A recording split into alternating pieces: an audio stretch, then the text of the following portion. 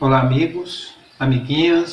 Dando continuidade ao nosso estudo do Livro dos Médiuns, vamos então para o capítulo 23. Vamos pedir a permissão e a proteção dos bons espíritos aqui presentes, da corrente da fraternidade que dirige os trabalhos da nossa casa, que estejam conosco nesse momento, nos ajudando, nos intuindo, para que a gente possa aproveitar e entender essa lição de hoje.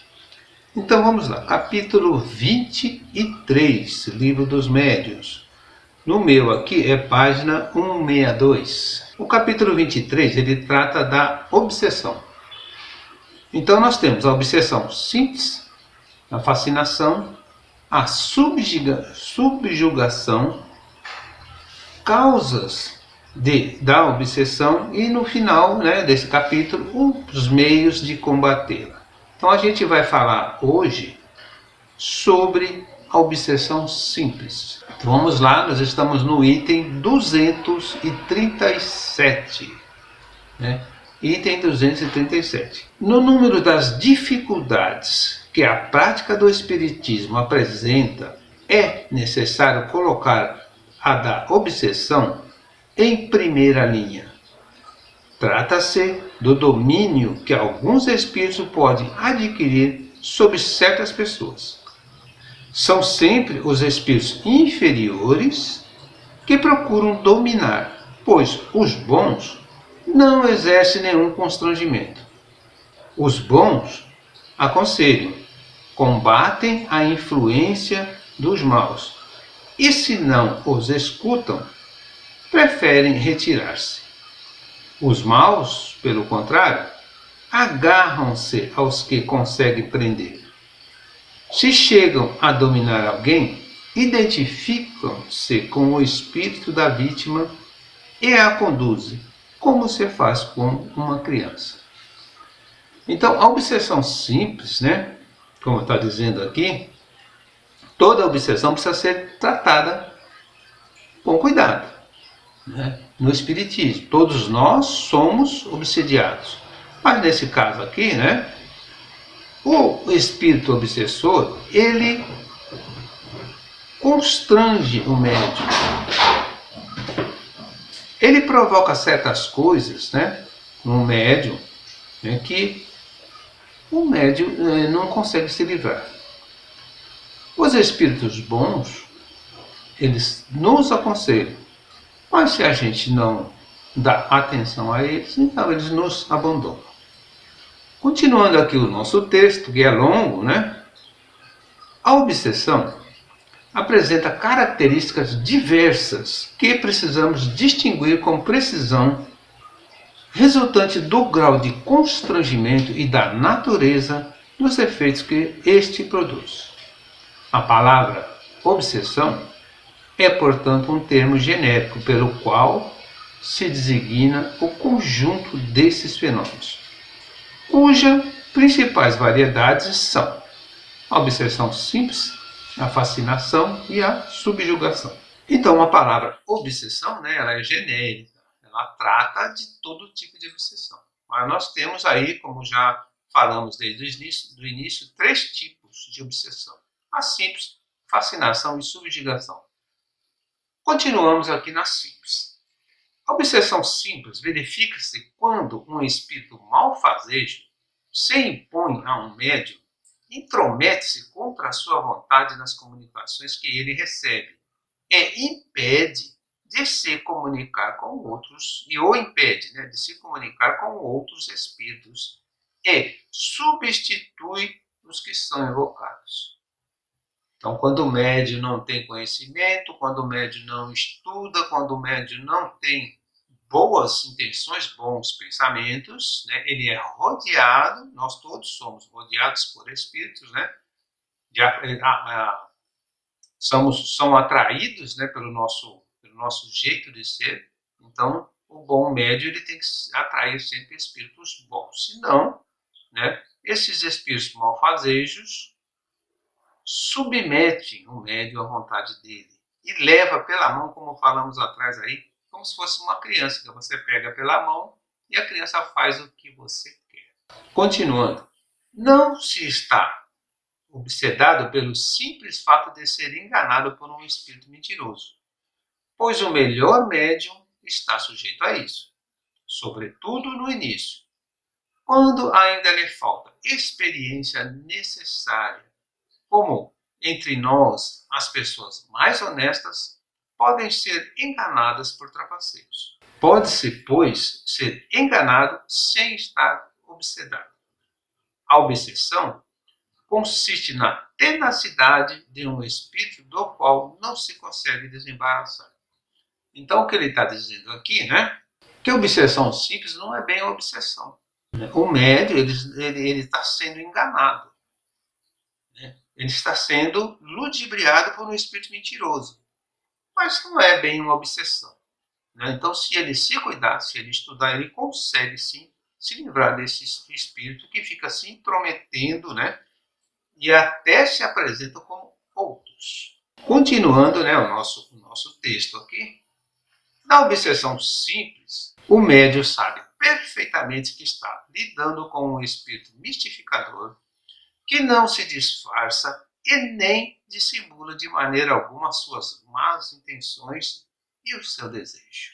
O médium reconhece facilmente a mistificação e, como se mantém vigilante, raramente é enganado.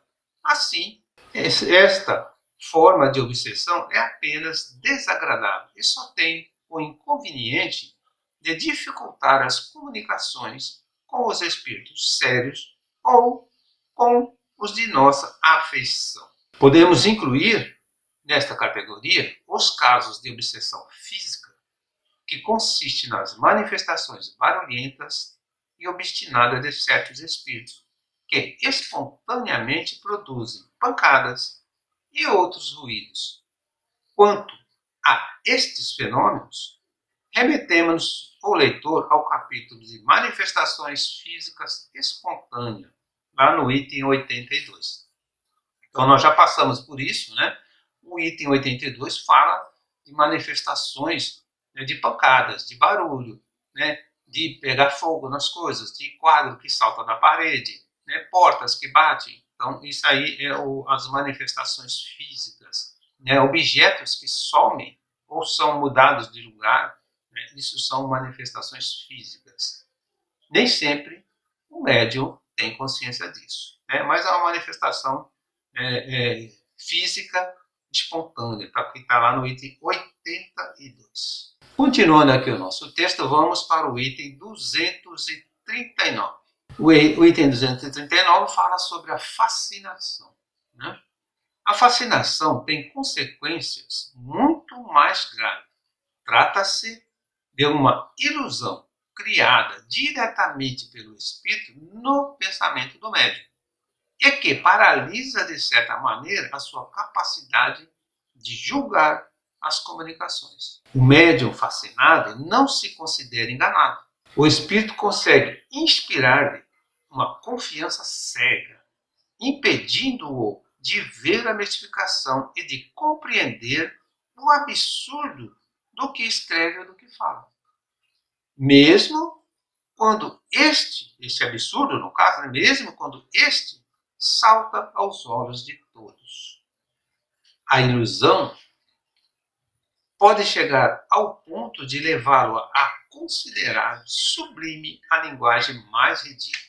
Enganam-se os que pensam que esse tipo de obsessão só pode atingir as pessoas simples, ignorantes e desprovidas de senso. Os homens mais atinados, mais instruídos e inteligentes, num outro sentido, não estão mais livres dessa ilusão, o que prova tratar-se de uma aberração produzida por uma causa estranha, cuja influência o subjuga. Então a fascinação, ela faz com que o médium não enxergue as besteiras, né, as asneiras que está falando. Eu conheço um médium, por exemplo, que acha que recebe Jesus, né? Então, é um médium que está fascinado. Né? O Espírito se apresenta como Jesus Cristo. E aí? Se o médium não estuda, se o médium não se compromete com a doutrina, né, ele acaba sendo dominado. E o próprio espírito coloca na cabeça dele que aquilo está certo. É aquilo mesmo. Então, por isso chama-se fascinação. O médium fica fascinado, né? Ele acha que ele sabe tudo, que ele não precisa estudar, que não precisa fazer mais nada, né? E aí é dominado por esses espíritos malfazejos. Continuando aqui o item de fascinação, dissemos que as consequências da fascinação são muito mais graves. Com efeito, graças a essa ilusão que lhe é consequente, o espírito dirige a sua vítima como se faz a um cego, podendo levá-lo a aceitar as doutrinas mais absurdas e as teorias mais falsas como sendo a única expressão da verdade. Além disso, pode arrastá-lo a ações ridículas, comprometedoras e até mesmo bastante perigosas. Então nós temos casos aí de médiuns, né, que eram bons médiuns, né, aparentemente, né, com um fluxo de pessoas correndo para aquele médium para serem atendidas, né, e de repente o médium começa a fazer coisas ruins, né, como diz aqui, comprometedoras e perigosas. Isso é fascinação. Né? Um espírito está dominando e está fazendo com que o médium ache que ele está certo. Continuando o nosso texto, compreende-se facilmente toda a diferença entre obsessão simples e a fascinação. Compreende-se também que os espíritos provocadores de ambas devem ser diferentes quanto ao caráter. Na primeira, o espírito que se apega ao médium é apenas um importuno pela sua insistência, do qual ele procura livrar-se. Na segunda, é muito diferente, pois, para chegar a tais fins, o espírito deve ser esperto, ardiloso, né? Profundamente hipócrita. Então, a gente tem que prestar muita atenção nisso. Continuando, porque ele só pode enganar e se impor usando máscara e uma falsa aparência de virtude. As grandes palavras como caridade, humildade e amor a Deus servem de carta de fiança. Mas, através de tudo, isso deixa passar os sinais de sua inferioridade, que só o fascinado não percebe. E por isso, por isso mesmo, né, ele teme, mais do que tudo, as pessoas que veem as coisas com clareza. Sua tática é quase sempre de se inspirar ao seu intérprete afastamento de quem quer que possa abrir os olhos, enviando por este meio qualquer contradição que esteja certo ou esteja, né, correto, que o médium sempre está certo, né, que ele está correto, e ele tira assim qualquer pessoa de perto que queira contrariar, que fale que ele está errado. Né? Você fala, gente, isso aí não é um espírito superior que está falando. Mas o médium está tão fascinado que ele acha que aquele é um espírito de alta grandeza, um espírito de luz. Todos os espíritos são de luz, né? Mas um espírito superior, como a gente falou aqui no começo do capítulo, ele se apresenta para ajudar, ele dá conselhos. Se o médium não ouve, ele se afasta, mas ele se apresenta para fazer o bem. Esses que continuam insistindo, normalmente são espíritos inferiores. E por ser espírito inferior, né, no caso da fascinação, não quer dizer que seja um espírito menos inteligente. Ele é muito inteligente, muito ardiloso, para conseguir fazer com que o médium ache que ele é um espírito de alta grandeza. Continuando aqui, a gente vai para o item 240, né, a subjugação. A subjugação é um envolvimento que produz a paralisação da vontade da vítima, fazendo-a agir malgrado o seu entendimento, malgrado a sua vontade. Esta se encontra numa palavra sobre um verdadeiro jugo. A subjugação pode ser moral ou corpórea. No primeiro caso, o subjugado é levado a tomar decisões frequentemente absurdas, comprometedoras, que, por uma espécie de ilusão, considera-se uma espécie de fascinação. No segundo caso, o espírito age sobre os órgãos materiais, provocando movimentos involuntários. No médium escrevente, produz uma necessidade incessante de escrever, mesmo nos momentos mais inoportunos. Vimos subjugados que, na falta de caneta ou lápis, tingiam escrever com o dedo, onde quer que se encontrasse, sem mesmo entendimento, mesmo nas ruas, escrevendo em portas e paredes. Então, a subjugação, né, moral, ela faz com que o médium tome decisões absurdas, erradas. A subjugação corporal, ela faz com que o corpo faça movimentos como se fosse como se fosse uma doença. A pessoa fica fazendo aquilo compulsivamente, compulsório.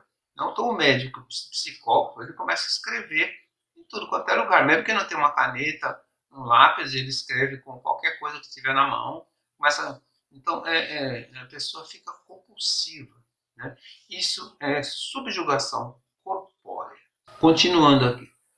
A subjugação corpórea vai, às vezes, mais longe, podendo levar a vítima aos atos mais ridículos. Conhecemos um homem que, não sendo jovem nem belo, dominado por uma obsessão dessa natureza, foi constrangido por uma força irresistível a cair de joelhos diante de uma jovem que não lhe interessava e pedi-la em casamento. Então ele caiu diante da jovem que não interessava, não era uma jovem que ele estava interessado, mas ele caiu de joelho e pediu a moça em casamento. De outras vezes, sentia nas costas e nas curvas das pernas uma forte pressão que obrigava, apesar de sua resistência, a ajoelhar-se e beijar a terra nos lugares públicos, diante da multidão, fazendo um ato de reverência, né, em lugares públicos, sem necessidade, sem ter a necessidade de fazer aquilo. Então ele fazia isso, né? Para os seus conhecidos, passava por louco. Mas estamos convencidos de que absolutamente não o era, pois que tinha plena consciência do ridículo que praticava contra a própria vontade e sofria com isso horrivelmente. A subjugação, como eu disse, corpórea, né? Ela faz com que o corpo da pessoa, o espírito, né, faz com que o corpo do médium faça coisas que ele não quer fazer. Ou mesmo ele sabendo que aquilo é feio, que aquilo é ridículo, que aquilo é errado, ele acaba fazendo, né? Então ele está subjugado. No item 241, dava-se antigamente o nome de possessão ao domínio exercido pelos maus espíritos quando a sua influência chegava a produzir a aberração das faculdades humanas. A possessão correspondia para nós à subjugação. Se não adotamos esse termo, é por dois motivos. Primeiro, por implicar a crença na existência de seres criados para o mal e perpetuamente votados ao mal, quando só existiam seres mais ou menos imperfeitos e todos eles suscetíveis de se melhorar. Segundo, por implicar também a ideia de tomada do corpo por um espírito estranho, numa espécie de coabitação. Quando só existe constrangimento, a palavra subjugação exprime perfeitamente a ideia. Assim, para nós, não existe possessão, no sentido vulgar do termo, mas apenas obsedados, subjugados e fascinados. Então Kardec explica aí, né, que antigamente qualquer coisa era possessão, está possuído, né? Ainda tem algumas crenças, algumas doutrinas, né, que acham que a pessoa está possuída. Então Kardec ele tira isso porque possessão, né, seria quando um espírito entra no lugar do outro. Kardec nunca admitiu, né, e isso não existe de um espírito entrar no lugar do outro. Ele domina, mas não, né, não coabita, como diz aqui o texto. E também, né, Kardec ele diz o seguinte, né, sempre temos que entender que os espíritos não são todos maus. Existem espíritos maus e bons, ou seja, aqueles espíritos inferiores, né, e os que estão evoluindo. Então, numa época que os espíritos eram menos evoluídos, né, poderia ter, né, uma subjugação, mas não, como diz aqui, possessão. Jamais um espírito coabita no mesmo corpo. Agradeço a todos a oportunidade de mais essa aula, né? Na semana seguinte, né, nós continuamos esse assunto de obsessão, fascinação, né, subjugação. Que Jesus abençoe a todos.